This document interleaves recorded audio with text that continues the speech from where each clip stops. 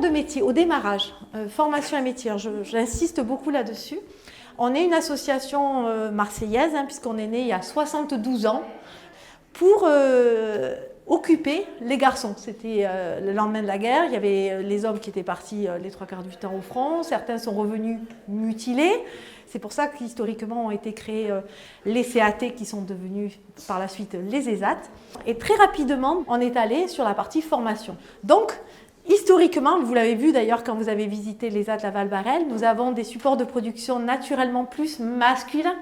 Et c'est l'histoire qui a fait que petit à petit, on diversifie les supports de production pour pouvoir effectivement accueillir de plus en plus la gente féminine. Et je vous parlerai des perspectives d'évolution de l'ESAT Laval-Barrel.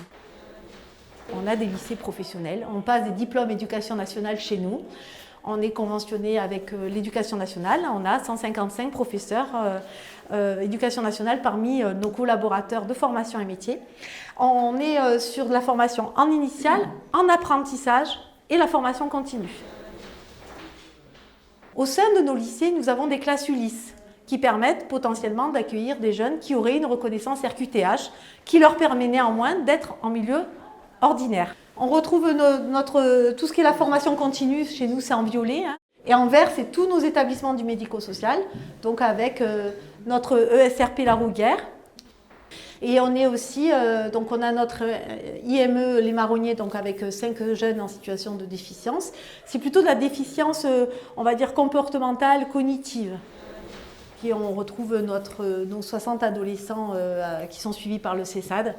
Et puis après, on a tout un organisme qui est sur les marchés France Travail notamment, donc sur le placement emploi.